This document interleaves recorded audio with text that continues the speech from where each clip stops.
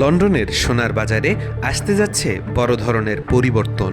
বিশ্বের অন্যতম বড় স্বর্ণ বাজারে এখন ডিজিটাল স্বর্ণ চালুর প্রস্তুতি চলছে। এ উদ্যোগ নিলে বহু শতাব্দীর প্রচলিত সোনার বাণিজ্যে আসতে পারে যুগান্তকারী রূপান্তর। ওয়ার্ল্ড গোল্ড কাউন্সিল প্রস্তাব করেছে লন্ডনের ভল্টে রাখা ফিজিক্যাল সোনার বারকে ভিত্তি করে ডিজিটাল টোকেন চালু করা হবে। এই টোকেনের নাম দেওয়া হবে বুলেট গোল্ড ইন্টারেস্ট। এর মাধ্যমে বিনিয়োগকারীরা প্রথমবারের মতো 400 আউন্স ওজনের বড় সোনার বারকে ভগ্নাংশ আকারে কিনতে পারবেন, অর্থাৎ ছোট অঙ্কের বিনিয়োগ করেও সোনার মালিকানা পাওয়া যাবে।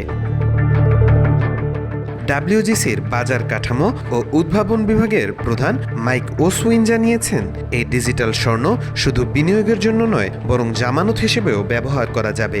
এতে বাজারে নতুন ব্যবহার বাড়বে এবং অংশগ্রহণও অনেক বাড়বে। বর্তমানে লন্ডনের স্বর্ণবাজারের পরিমাণ প্রায় $930 বিলিয়ন। প্রতিদিন প্রায় 2 কোটি আউন্স স্বর্ণের লেনদেন হয়।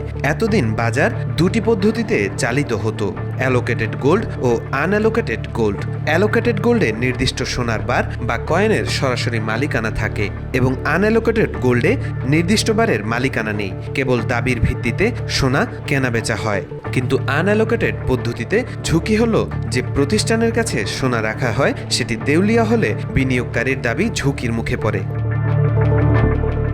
নতুন ডিজিটাল স্বর্ণ এই ঝুঁকি অনেকটাই কমিয়ে আনবে, কারণ টোকেনধারীদের ভল্টে থাকা সোনার আইনি মালিকানা নিশ্চিত করা হবে। ফলে সোনা সহজে জামানত হিসেবে ব্যবহার করা যাবে, যেমনভাবে নগদ অর্থ বা বন্ড ব্যবহার করা হয়।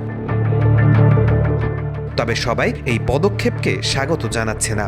বিনিয়োগ প্রতিষ্ঠান এজেবেলের পরিচালক রাসমোল্ড মনে করেন, প্রকৃত স্বর্ণপ্রেমীরা ডিজিটাল স্বর্ণকে গুরুত্ব দেবেন না। তাদের কাছে আসল আকর্ষণ হলো সোনা একটি বাস্তব সম্পদ, যা ধীরে ধীরে সরবরাহ বাড়ায় এবং অর্থনৈতিক অস্থিরতার সময় নিরাপদ আশ্রয় হিসেবে কাজ করে। ডিজিটাল জটিলতায় তারা আগ্রহী নাও হতে পারে।